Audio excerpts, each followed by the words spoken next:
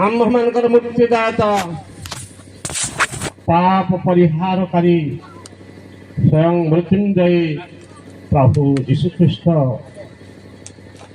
विपद संकट समय प्रति मुहूर्त आम्भमानकर रक्षाकर्ता ज्ञान बुद्धि प्रज्ञा प्रदानकारी सर्वमंगलकारी सर्वव्यापी सर्वशक्तिमान सप्तदान व द्वादश फल प्रदानकारी हे आम्भमानकर परम पवित्र पवित्र आत्मा तुमर से पवित्र त्रैक महागौरव नामर महिमा प्रशंसा स्तुति आराधना धन्यवाद हो। त्रैक परमेश्वर परम दास सर्वत्र उच्च सम्मान अधिकारी रायगड़ा पवित्र धर्मप्रदेशर महाराजा शांत स्वभावर अधिकारी आम्भमानकर अति प्रिय धर्माध्यक्ष बिशप बापा आपलेगा सेनापति से पवित्र दिव्य वेदी आसन उपविष्ट महापंडित जातक वृंद आम्भमानकर गुरुपुर धर्मांचल मुख्य धर्मपिता कर्मवीर आमनकर अति प्रिय पारिश्रिष्ट फादर रमेश विषय यह आध्यात्मिक परिवेश मध्य आम्भमानकर गहन उपस्थित अन्य भद्र व्यक्तिगण विमानुगुड़ा ग्राम कैथलिक धर्म मंडल उच्च पदस्थ कार्यकर्ता वृंद सजन मंडली माँ भौणी माने एवं आबाल पुष्प बालिका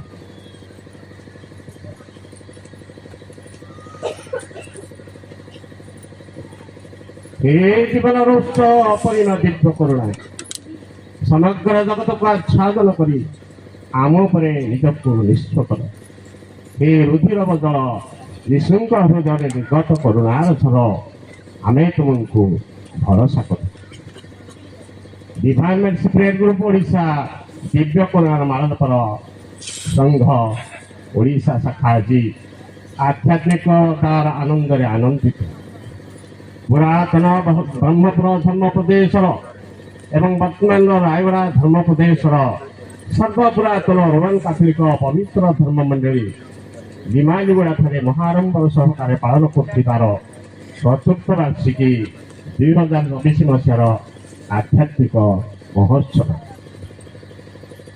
आज मन पकाऊ तार पूर्व 4 वर्ष अर्थ दीर्घ 1461 दिन आध्यात्मिक अनुभूति ईश्वर परम दया एवं दिव्य करुणार जीवंत इतिहास सकल सृष्टि मध्य मानव शरीर निर्माण एवं तहिरे स्वयं परमेश्वर जीवन राय प्रदान सबुठारु श्रेष्ठ अटे परंतु मनीष पापर अधीन होई ईश्वर आज्ञा लंघन करी पापर दासत्व होई तांकर अपरिमल प्रेमरू वंचित होता तथापि निज हाथ बढ़ाए मानव जीवन को समाज को पाप बंधन मुक्त करने गभीर प्रेम प्रकाश स्वरूप से आम्भमान निमंते निजर एकमात्र अद्वितीय पुत्र को सुधा दान कले एवं प्रकृत प्रेम प्रकाश कले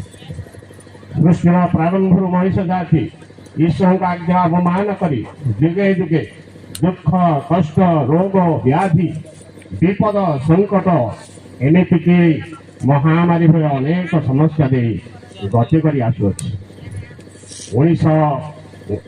2019 मसीहार कथा एक अदृश्य महाशक्ति जहाँ सारा पृथ्वीर मानव जातीय मेरुदंड दोहलाई देइथिला केबे शुणी नथिबा किंबा केबे आम जीवन में संघटित होई नथिबा एक भयंकर अजानत रोग मारी आसीथिला पृथ्वी पक्षु आपण मान समस्त मन थी कोरोना एक अदृश्य भूताणु जहाँ तार रूप को बारंबार बदल कोटी कोटी लोक जीवन नहीं जाइए अहेतुक भय आतंक मध्य मनीष समाज निजक निस्व मन करुला जिते निजर होता पछे जड़े अन्य दल ठारू दूरता रक्षा करने चेष्टा करुले ଅବିଶ୍ୱାସ ଓ ଭୟ ପରସ୍ପର ମଧ୍ୟରେ ଘୃଣା ଓ ସନ୍ଦେହର ପରିସ୍ଥିତି ସୃଷ୍ଟି କରିଥିଲା।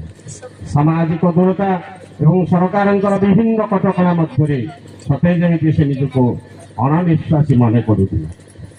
2019 ମସିହା ଠାରୁ 2021ର ଶେଷ ଭାଗ ପର୍ଯ୍ୟନ୍ତ ସାରା ପୃଥିବୀରେ ସାମୂହିକ ପ୍ରାର୍ଥନା, ବିବାହ ବ୍ରତ, ସଭା ସମିତି, ଗାଡ଼ି ମଟର ଚଳାଚଳ, ଗିର୍ଜା ମନ୍ଦିର ମସଜିଦ୍ ଭଳି ଧର୍ମାନୁଷ୍ଠାନ ଏବଂ ବିଭିନ୍ନ ଶିକ୍ଷାନୁଷ୍ଠାନ ଇତ୍ୟାଦି ବନ୍ଦ ହୋଇଗଲା। କିଏ ବାପାଙ୍କୁ ହରାଇଲା ତ କିଏ ନିଜ ସ୍ୱାମୀଙ୍କୁ, କିଏ ନିଜର ପୁତ୍ର କନ୍ୟାଙ୍କୁ ତ କିଏ ନିଜର ଆତ୍ମୀୟ ସ୍ୱଜନ ମାନଙ୍କୁ ହରାଇଥିଲା। ସବୁଆଡେ ହାହାକାର, ଦୁଃଖ ମ୍ରିୟମାଣ ପରିସ୍ଥିତିରେ ସମସ୍ତେ ପ୍ରାୟ ନିରୁପାୟ। ସାମୂହିକ ପ୍ରାର୍ଥନା କରିବା ଅସମ୍ଭବ ଜାଣି ଏକା ଏକା ପରମେଶ୍ୱରଙ୍କୁ କାକୁତି ମିନତି କରୁଥିବା ପରିସ୍ଥିତିରେ ଦୁଃଖ ବିଷାଦର ଜୀବନଯାପନ ବିତାଉଥିଲା। ପ୍ରଭୁଙ୍କର ପବିତ୍ର ବାକ୍ୟରେ ପରମେଶ୍ୱର କହନ୍ତି, ଯେଉଁଠାରେ 2 ବା ତତୋର୍ଦ୍ଧ ବ୍ୟକ୍ତି ମୋ ନାମରେ ମିଳିତ ଏବଂ ପ୍ରାର୍ଥନାରତ, ସେହିଠାରେ ମୁଁ ବିରାଜିତ। ଦିନକର ଘଟଣା, ଏକ ତେଲୁଗୁ ସମ୍ପ୍ରଦାୟର ମହିଳା ମୋବାଇଲ ମାଧ୍ୟମରେ ଆକୁଳ ଅନ୍ତରରେ ପ୍ରାର୍ଥନା କରୁଥିବା ଦୃଶ୍ୟ ଆମ ରାୟଗଡ଼ା ସହରରେ ବାସ କରୁଥିବା ଈଶ୍ୱର ଭାଳୁ ପରମ ଭକ୍ତ ଜନ୍ ହେରାଙ୍କ ଦୃଷ୍ଟି ଆକର୍ଷିତ ହୁଏ। ମୋବାଇଲ ମାଧ୍ୟମରେ ପ୍ରାର୍ଥନା କରିବା ଦେଖି ସେ ଜାଣିପାରନ୍ତି ଯେ ସେଥିରେ ଅନେକ ଜଣ ବ୍ୟକ୍ତି ପ୍ରାର୍ଥନାରେ ଜଡ଼ିତ ଅଛନ୍ତି ଏବଂ ହୃଦବୋଧ କରନ୍ତି ସେମାନଙ୍କର ପ୍ରାର୍ଥନାର ମୂଲ୍ୟକୁ। ଇତିମଧ୍ୟରେ କରୋନା କବଳରେ ଆକ୍ରାନ୍ତ ହୋଇ ନିଜର କେତେକ ଆତ୍ମୀୟଙ୍କର ଜୀବନ ଚାଲି ଯାଇଥିବା ଘଟଣା ତାଙ୍କର ମନକୁ ସବୁବେଳେ ଆଘାତ ଓ ଆନ୍ଦୋଳିତ କରୁଥାଏ।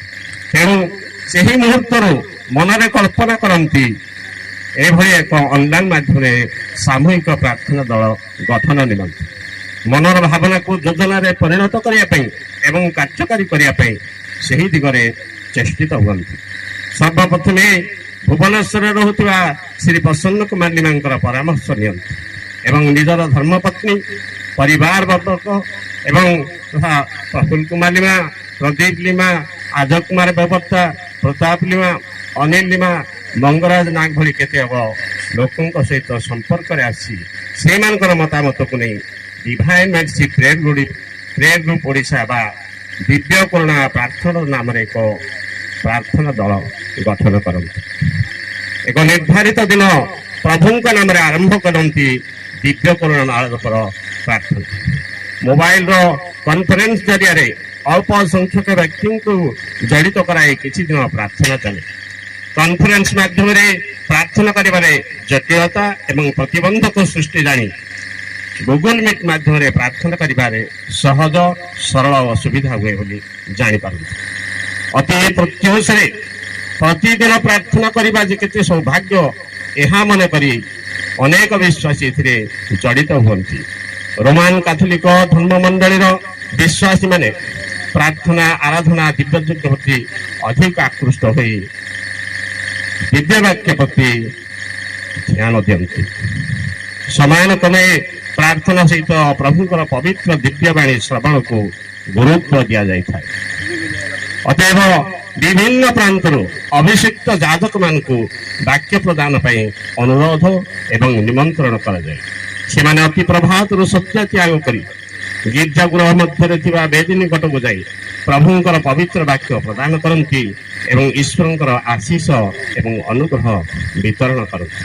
ଚଳିତ ବର୍ଷର ପୁଣ୍ୟ ଶୁକ୍ରବାର ଦିନ ଆମର ପରମ ପୂଜ୍ୟ ବିଶପ ବାପା ତାଙ୍କର ବହୁମୂଲ୍ୟ ସମୟ ଦେଇ ସ୍ୱର୍ଗୀୟ ବାଣୀ ପ୍ରଦାନ ପୂର୍ବକ ଆମ ସମସ୍ତଙ୍କର ତାଙ୍କର ପବିତ୍ର ହସ୍ତରେ ଆଶୀର୍ବାଦ କରିଛନ୍ତି। ତାଙ୍କର ପ୍ରେରଣା, ପରାମର୍ଶ ଏବଂ ଉତ୍ସାହ ଆମମାନଙ୍କୁ ଆଗକୁ ବଢ଼ିବାରେ ସହାୟକ ହୋଇପାରିଛି। ପ୍ରତିବର୍ଷର ବାର୍ଷିକ ଉତ୍ସବ ପାଳନ ସମୟରେ ସେ ଆମର ଆମନ୍ତ୍ରଣ ରକ୍ଷା କରି ଉପସ୍ଥିତ ହୁଅନ୍ତି ଏବଂ ଆମ ସମସ୍ତଙ୍କ ନିମନ୍ତେ ଦିବ୍ୟ ଉତ୍ସର୍ଗ କରି ଆସୁଛନ୍ତି।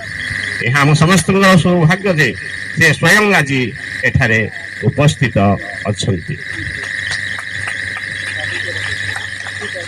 ରାୟଗଡ଼ା ଧର୍ମପ୍ରଦେଶର ମୁଖ୍ୟ ପ୍ରଶାସକ ଭିକାର ଜେନେରାଲ ମାନ୍ୟବର ଫାଦର ଶାନ୍ତି ରଞ୍ଜନ ପାଣି ସମୟ ସାପେକ୍ଷକୁ ଦେଖି ସ୍ୱର୍ଗୀୟ ପବିତ୍ର ବାକ୍ୟ ପ୍ରଦାନ କରିବା ସହିତ ପ୍ରତିଦିନ ପ୍ରଭୁ ଶ୍ରୀକୃଷ୍ଣଙ୍କର ବାର୍ତ୍ତା ମୋବାଇଲ ହ୍ୱାଟ୍ସଆପ୍ ଜରିଆରେ ପ୍ରେରଣ କରି ଆଧ୍ୟାତ୍ମିକ ଚେତନା ଓ ପରାମର୍ଶ ଦେଇ ଆସୁଅଛନ୍ତି। ଆମେ ସମସ୍ତେ ଆନନ୍ଦିତ ଯେ ଡିଭାଇନ୍ ମେର୍ସି ପ୍ରେୟର ଗ୍ରୁପ ଓଡ଼ିଶାର ଆଧ୍ୟାତ୍ମିକ ନିର୍ଦ୍ଦେଶକ ବା ସ୍ପିରିଚୁଆଲ ଡାଇରେକ୍ଟର ବାଇବଲର ମହାପଣ୍ଡିତ ମାନନୀୟ ଫାଦର ଜୋସେଫ ସୋରେନ ତାଙ୍କର ବହୁମୂଲ୍ୟ ସମୟ ଦେଇ ବର୍ଷର ପ୍ରତି ସପ୍ତାହରେ ପ୍ରଭୁଙ୍କର ବାକ୍ୟ ପ୍ରଦାନ କରନ୍ତି ଏବଂ ଆମ କାଥୋଲିକ ଧର୍ମମଣ୍ଡଳ ଜୀବନ୍ତ ଇତିହାସ ଓ ସତ୍ୟତା ବର୍ଣ୍ଣନା କରି ଆସୁଛନ୍ତି। ଆମ ସମସ୍ତଙ୍କର ଆଧ୍ୟାତ୍ମିକ ଅଭିବୃଦ୍ଧି ପାଇଁ ତାଙ୍କର ପରାମର୍ଶ ଏବଂ ପ୍ରେରଣା ପ୍ରଶଂସନୀୟ। ଏହାଛଡ଼ା ବିଭିନ୍ନ ଧର୍ମାଞ୍ଚଳର ଅନେକ ମାନ୍ୟଗଣ୍ୟ ଧର୍ମଯାଜକ ବାକ୍ୟ ପ୍ରଦାନ କରି ଆସୁଛନ୍ତି। ଧର୍ମଯାଜକଙ୍କ ବ୍ୟତୀତ ଧର୍ମମଣ୍ଡଳର ଧର୍ମ ପ୍ରଚାରକ ଗଣ ମଧ୍ୟ ଦିବ୍ୟ ବାକ୍ୟ ପ୍ରଦାନ କରି ଆସୁଛନ୍ତି।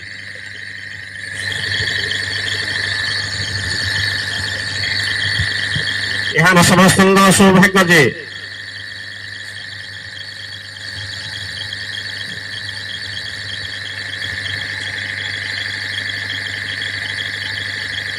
ପ୍ରତିଦିନ ଦିବ୍ୟ ବାକ୍ୟ ଶ୍ରବଣରେ ଅନେକ ବ୍ୟକ୍ତି ବିଶେଷ ଅନୁପ୍ରାଣିତ ହୋଇ ବାକ୍ୟ ପରିବେଷଣ କରିବା ନିମନ୍ତେ ଆରମ୍ଭ କରିଛନ୍ତି। ଏପରିକି କିଛି ନାରୀ ନେତ୍ରୀ ମଧ୍ୟ ବାକ୍ୟ ପ୍ରଚାର କରି ଆସିପାରୁଛନ୍ତି। ଏହା ଅତି ଆନନ୍ଦର ବିଷୟ।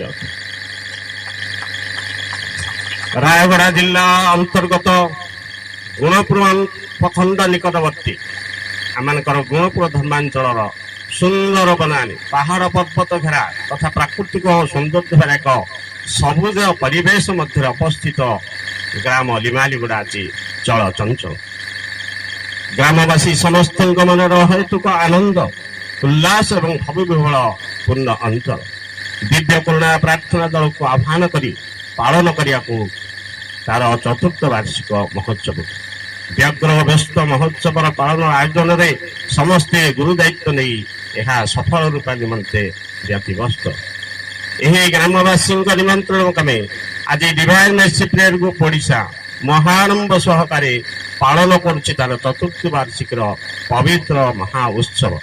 ଗତ 4 ବର୍ଷର ପ୍ରତିଟି ଜଣର ପାଇଥିବା ଆଧ୍ୟାତ୍ମିକ ଅନୁଭୂତି, ମନର ଭୁଲ ମାପ ଶାନ୍ତି, ଈଶ୍ୱରୀୟ ଚେତନା, ସ୍ୱର୍ଗୀୟ ପରମ ପିତା ପରମେଶ୍ୱରଙ୍କର ଅବିରତ ଅନୁଗ୍ରହ, ଉତ୍ତମ ସ୍ୱାସ୍ଥ୍ୟ, ଆରୋଗ୍ୟ ଜୀବନ, ଜ୍ଞାନ ବୁଦ୍ଧି ବିଦ୍ୟା ପ୍ରଜ୍ଞା ପ୍ରାପ୍ତି, ନିରାପଦ ଓ ନିରୋଗ ଜୀବନ, କର୍ମ ସଂସ୍ଥାନ ଏବଂ ରୋଜଗାରକ୍ଷମ ଶକ୍ତି ପ୍ରାପ୍ତି, ନିଃସନ୍ତାନ ଦମ୍ପତିଙ୍କ ଜୀବନରେ ପୁତ୍ର କନ୍ୟା ଲାଭ, ପାରିବାରିକ ଜୀବନରେ ପରମ ଶାନ୍ତି, ଜମିଜମା କ୍ଷେତ୍ରରେ ଥିବା ଜଟିଳ ସମସ୍ୟାର ମୁକ୍ତି, ସର୍ବୋପରି କରୋନା ଭଳି ମହାମାରୀ କବଳରୁ ଅନେକ କ୍ଷେତ୍ରରେ ରକ୍ଷା ପାଇଥିବା ଈଶ୍ୱରୀୟ ଦାନ ଅନୁଗ୍ରହ ଅନୁକମ୍ପା ପାଇଁ ଆମେ ମହାନନ୍ଦରେ ଆତ୍ମବିଭୋର ହୋଇ ପ୍ରଶଂସା ଧନ୍ୟବାଦ କରୁଅଛୁ।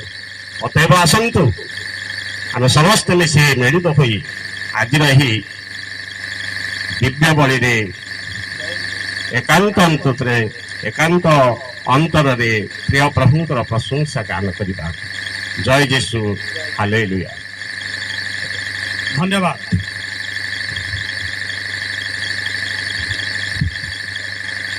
ଡିଭାଇନ୍ ମେର୍ସି ପ୍ରେୟର ଗ୍ରୁପ ଓଡ଼ିଶାର ଚତୁର୍ଥ ବାର୍ଷିକ ମହୋତ୍ସବ ପାଳନ ଅବସରରେ ଆମ ଧର୍ମ ପ୍ରଦେଶର ମହାରାଜା ତଥା ଧର୍ମାଧ୍ୟକ୍ଷ ରାଇଟ୍